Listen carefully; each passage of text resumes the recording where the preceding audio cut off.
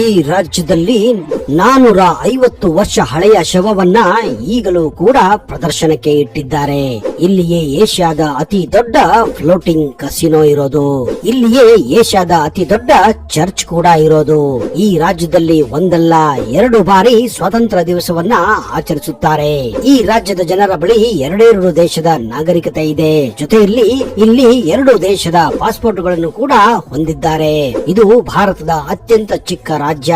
ಆದ್ರೆ ಇಲ್ಲಿ 21,000 ಬಾರಗಳು ಇದೆ ಅಂದ್ರೆ ನೀವು ನಂಬಲೇಬೇಕು. ಆಶ್ಚರ್ಯ ಏನಂದ್ರೆ ಈ ರಾಜ್ಯದಲ್ಲಿ ಗ್ಯಾಮ್ಲಿಂಗ್ ಲೀಗಲ್ ಆಗಿದೆ ಹಾಗೂ ಅತಿ ಕಡಿಮೆ ದರದಲ್ಲಿ ಇಲ್ಲಿ ನಿಮಗೆ ಶರಾಬು ಸಿಗುತ್ತದೆ. ಇದು ತನ್ನ ರಾತ್ರಿ ಜೀವನಕ್ಕೆ ಅತಿ ಹೆಚ್ಚು ಹೆಸರುವಾಸಿಯಾಗಿದೆ.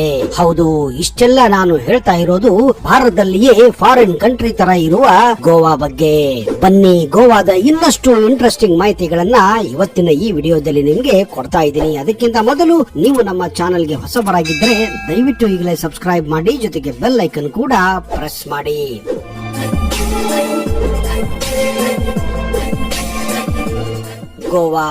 ಗೋವಾ ಅಂದ ತಕ್ಷಣ ಚಿಕ್ಕವರಿಂದ ಹಿಡಿದು ದೊಡ್ಡವರ ಕಿವಿ ಕೂಡ ನೆಟ್ಟಗಾಗುತ್ತದೆ, ಕಣ್ಣುಗಳು ಹೊಳೆಯಲು ಪ್ರಾರಂಭಿಸುತ್ತವೆ. ಹೌದು, ಮೈಯೆಲ್ಲ ರೋಮಾಂಚನಗೊಳ್ಳುತ್ತದೆ.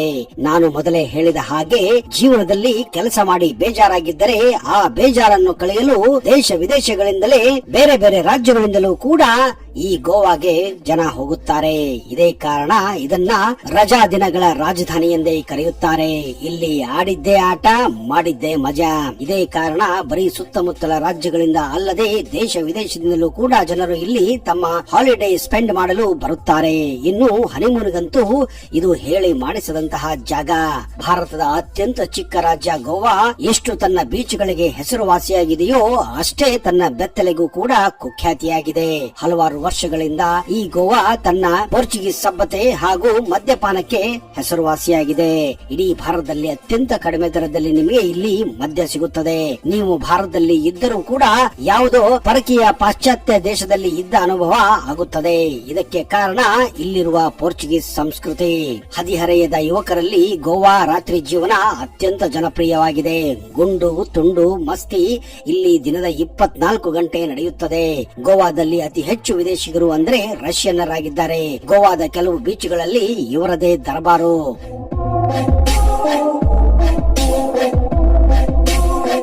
ಕೆಲವೊಂದು ಕಡೆಯಂತೂ ರಷ್ಯನ್ ಮಸಾಜ್ಗಳಿವೆ. ಅವು ಕೂಡ ಗೋವಾದಲ್ಲಿ ಅತ್ಯಂತ ಹೆಸರುವಾಸಿಯಾಗಿವೆ. ಆದ್ರೆ ಹೋಗುವ ಮೊದಲು ಸ್ವಲ್ಪ ಹುಷಾರಾಗಿ ಹೋಗಿ, ಯಾಕಂದ್ರೆ ಇಲ್ಲಿ ರಷ್ಯನ್ ಮಾಫಿಯಾ ತುಂಬಾ ನಡೆಯುತ್ತದೆ. ಗೋವಾದಲ್ಲಿ ಐಷಾರಾಮಿತನ ನೀವು ಇಷ್ಟಪಡುವರಾಗಿದ್ರೆ ಕ್ರೂಸ್ ಗಳನ್ನ ಬಳಸಬಹುದು, ಪ್ರಯಾಣಿಸಬಹುದು. ಅದ್ಭುತವಾದ ಕಡಲ ತೀರಗಳು, ತಡೆರಹಿತ ನೈಟ್ ಲೈಫ್, ಸಖತ್ ಎಂಜಾಯ್ ಮಾಡಬಹುದು. ಕಸಿನೋಗಳು, ಸ್ವಾದಿಷ್ಟವಾದ ಆಹಾರ ಪಾನೀಯಗಳು, ಸಮುದ್ರದ ಸುಂದರ ನೋಟವನ್ನ ನೀವು ಇಲ್ಲಿ ಆನಂದಿಸಬಹುದು. 2021ರ ರೆಕಾರ್ಡ್ಸ್ ಪ್ರಕಾರ ಗೋವಾದಲ್ಲಿ ಸರಿಸುಮಾರು 17 ರಿಂದ 18 ಲಕ್ಷ ಜನಸಂಖ್ಯೆ ಇದೆ ಎಂದು ನಂಬಿಕೆ ಇದೆ. ಆದ್ರೆ ವರ್ಷಕ್ಕೆ ಇದರ ದುಪ್ಪಟ್ಟಿಗಿಂತಲೂ ಜನ ಹೊರ ದೇಶದಿಂದ, ಹೊರ ರಾಜ್ಯಗಳಿಂದ ಈ ಚಿಕ್ಕ ರಾಜ್ಯಕ್ಕೆ ಭೇಟಿ ಕೊಡುತ್ತಾರೆ. ನಿಮಗೆಲ್ಲ ಗೊತ್ತಿರುವ ಹಾಗೆ ಭಾರತ 200 ವರ್ಷಗಳ ಕಾಲ ಬ್ರಿಟಿಷ್ ಆಳ್ವಿಕೆಯಲ್ಲಿತ್ತು. ಆದ್ರೆ ಗೋವಾ ಮಾತ್ರ 450 ವರ್ಷಗಳ ಕಾಲ ಪೋರ್ಚುಗೀಸರ ಆಳ್ವಿಕೆಯಲ್ಲಿತ್ತು. 1947ರಲ್ಲಿ ಭಾರತಕ್ಕೆ ಸ್ವಾತಂತ್ರ್ಯ ಸಿಕ್ಕರೂ ಗೋವಾಕ್ಕೆ ಮಾತ್ರ ಸ್ವಾತಂತ್ರ್ಯ ಸಿಕ್ಕಿರಲಿಲ್ಲ. ಗೋವಾಗೆ ಯಾಕೆ ಸ್ವಾತಂತ್ರ್ಯ ಸಿಕ್ಕಿಲ್ಲ ಅಂತ ನಿಮ್ಮ ಪ್ರಶ್ನೆ ಆಗಬಹುದು. ನಿಮಗೆ ಗೊತ್ತಿರುವಂತೆ ಗೋವಾ ಬ್ರಿಟಿಷರ ಅಧೀನದಲ್ಲಿ ಇಲ್ಲದ ಪ್ರಾಂತ್ಯವಾಗಿತ್ತು. ಬ್ರಿಟಿಷರು ಕಾಲೂರುವ ಮುನ್ನವೇ 1510ರಿಂದ ಗೋವಾ ಪೋರ್ಚುಗೀಸರ ವಶದಲ್ಲಿತ್ತು. ಬ್ರಿಟಿಷರು ಭಾರತ ಬಿಟ್ಟು ಹೋದ ಸಂದರ್ಭದಲ್ಲೇ ಪೋರ್ಚುಗೀಸರು ಗೋವಾ ಬಿಟ್ಟು ಹೋಗುವ ನಿರೀಕ್ಷೆ ಇತ್ತು. ಆದ್ರೆ ಪೋರ್ಚುಗೀಸರು ಅಧಿಕಾರ ಮುಂದುವರಿಸಿಕೊಂಡು ಹೋದರು. 1940ರಿಂದಲೂ ಗೋವಾದಲ್ಲಿ ಪೋರ್ಚುಗೀಸರನ್ನು ಓಡಿಸಲು ಬಹಳ ಹೋರಾಟಗಳೇ ನಡೆದವು.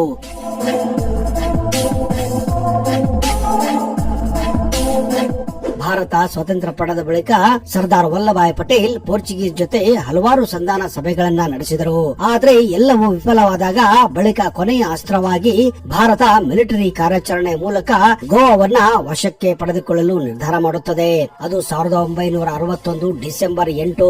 ಭಾರತದ ಭೂಸೇನೆ, ನೌಕಾಸೇನೆ ಮತ್ತು ವಾಯುಸೇನೆ ಸಂಘಟಿತವಾಗಿ ಆಪರೇಷನ್ ವಿಜಯ್ ನಡೆಸಿದವು. ಈ ಸಂದರ್ಭದಲ್ಲಿ ಗೋವಾದಲ್ಲಿದ್ದ ಪೋರ್ಚುಗೀಸ್ ಸೈನಿಕರ ಸಂಖ್ಯೆ ಕೇವಲ 3,300 300 ಮಾತ್ರ. ಭಾರತದ ಸೇನಾ ದಾಳಿಗೆ ಪ್ರತಿರೋಧ ತೋರುವ ಶಕ್ತಿ ಪೋರ್ಚುಗೀಸರಿಗೆ ಇರಲಿಲ್ಲ. ಕೇವಲ 36 ನಿಮಿಷದಲ್ಲಿ ಪೋರ್ಚುಗೀಸ್ ಗವರ್ನರ್ ಜನರಲ್ ಶರಣಾಗಲು ಒಪ್ಪಿಕೊಂಡಿದ್ದರು. ಗೋವಾದ ಕಾರ್ಯದರ್ಶಿ ಭವನದ ಮುಂದೆ ಇದ್ದ ಪೋರ್ಚುಗೀಸ್ ಧ್ವಜವನ್ನ ಇಳಿಸಿ ಶಾಂತಿಯ ಕುರುಹುಗಾಗಿ ಬಿಳಿ ಬಾವುಟವನ್ನ ಹಾರಿಸಲಾಯಿತು. ಮಾರನೆಯ ದಿನ ಅಂದ್ರೆ ಡಿಸೆಂಬರ್ 19ರಂದು ಭಾರತದ ಸೇನಾಧಿಕಾರಿ ಮೇಜರ್ ಜನರಲ್ ಕ್ಯಾಂಡಿತ್ ಅವರು ಸೆಕ್ರೆಟರಿಯೇಟ್ ಮುಂದೆ ಭಾರತದ ರಾಷ್ಟ್ರೀಯ ಧ್ವಜ ಹಾರಿಸುವ ಮೂಲಕ ಗೋವಾವನ್ನ ಅಧಿಕೃತವಾಗಿ ಭಾರತದ ಒಕ್ಕೂಟಕ್ಕೆ ಸೇರಿಸಿಕೊಳ್ಳಲಾಯಿತು. ಆಪರೇಷನ್ ವಿಜಯ್ ಕಾರ್ಯಾಚರಣೆ ನಡೆದ ದಿನವನ್ನು ಗೋವಾ ಲಿಬರೇಷನ್ ಡೇ ಎಂದೇ ಸಂಭ್ರಮಿಸಲಾಗುತ್ತದೆ. ಇದೇ ಕಾರಣ ಗೋವಾ ರಾಜ್ಯದ ಜನತೆ ಆಗಸ್ಟ್ 15ನೇ ತಾರೀಕು ಹಾಗೂ ಡಿಸೆಂಬರ್ 19ನೇ ತಾರೀಕು ವರ್ಷಕ್ಕೆ 2 ಬಾರಿ ಸ್ವಾತಂತ್ರ್ಯೋತ್ಸವನ್ನ ಆಚರಿಸುತ್ತಾರೆ.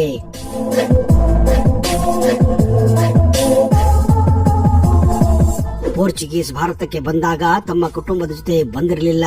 ಅಂದ್ರೆ ಹೆಂಡತಿಯಾಗಲಿ ಗರ್ಲ್ ಫ್ರೆಂಡ್ ಆಗಲಿ ಮಹಿಳೆಯರಾಗಲಿ ಅವರ ಜೊತೆ ಇರಲಿಲ್ಲ. ಇದೇ ಕಾರಣ ತಮ್ಮ ಲೈಂಗಿಕ ಹಸಿವಿಗೆ ಭಾರತೀಯ ಮಹಿಳೆಯರನ್ನ ಅವರು ಬಳಸುತ್ತಿದ್ದರು. ಇದೇ ಕಾರಣ ಗೋವಾದಲ್ಲಿ ಆ ಕಾಲದಿಂದಲೇ ವೇಶ್ಯಾವಾಟಿಕೆ ಭರದಿಂದ ಸಾಗುತ್ತಿತ್ತು. ಅದರಲ್ಲೂ ವಾಸ್ಕೋ ಹತ್ತಿರ ಇದ್ದಂತಹ ಬೈನಾ ಬೀಚ್ ಇದಕ್ಕೆ ಹೆಸರುವಾಸಿಯಾಗಿತ್ತು.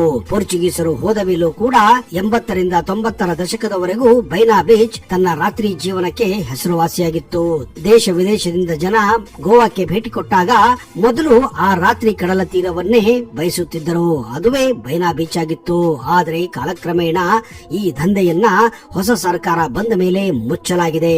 ಈಗ ನಿಮಗೆ ಇಲ್ಲಿ ಯಾವುದೇ ರೀತಿಯ ಇಂತಹ ವೇಶ್ಯಾವಾಟಿಕೆಯ ಕುರುಹು ಕೂಡ ಕಾಣುವುದಿಲ್ಲ.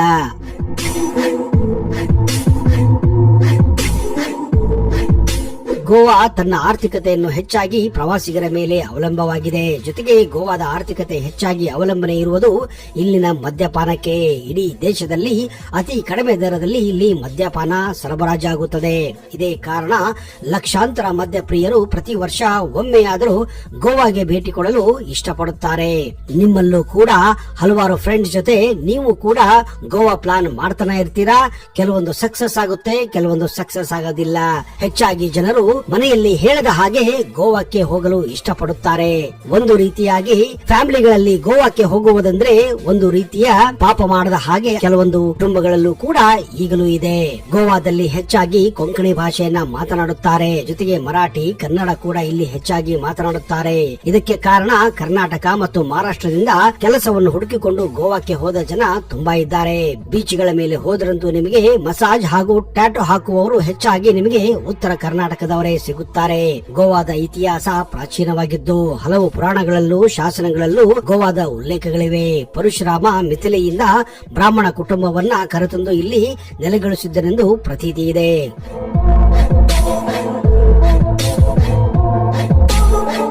ಗೋವಾ ಕೇವಲ ತನ್ನ ಚರ್ಚ್ಗಳಿಗಾಗಲಿ ಕಡಲ ತೀರಗಳಾಗಿ ಹೆಸರುವಾಸಿಯಾಗಿಲ್ಲ. ಜೊತೆಗೆ ಇಲ್ಲಿ ಅದ್ಭುತವಾದಂತಹ ದೇವಸ್ಥಾನಗಳು ಕೂಡ ಇವೆ. ಅದರಲ್ಲೂ ಮಂಗೇಶ್ ದೇವಸ್ಥಾನ ಹಾಗೂ ಶಾಂತದುರ್ಗ ದೇವಸ್ಥಾನ ಇಲ್ಲಿ ಅತ್ಯಂತ ಪ್ರಮುಖ ಹಾಗೂ ಪ್ರಸಿದ್ಧ ದೇವಾಲಯಗಳಾಗಿವೆ.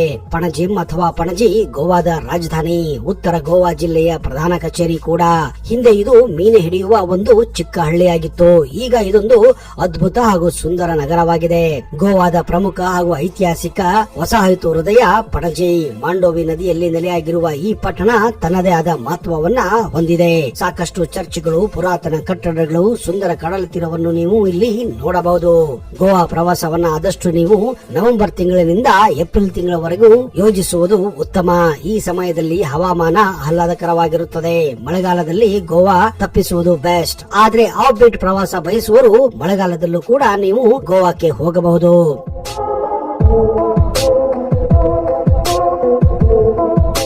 ಹಾಗಾದ್ರೆ ತಡ ಯಾಕೆ ಸ್ನೇಹಿತರೆ? ಟೈಮ್ ಸಿಕ್ಕಾಗ ನಿಮ್ಮ ಬೇಜಾರನ್ನು ಕಳೆಯಲು ಗೋವಾನ ಯಾವತ್ತಾದ್ರೂ ನೀವು ಪ್ಲಾನ್ ಮಾಡಬಹುದು.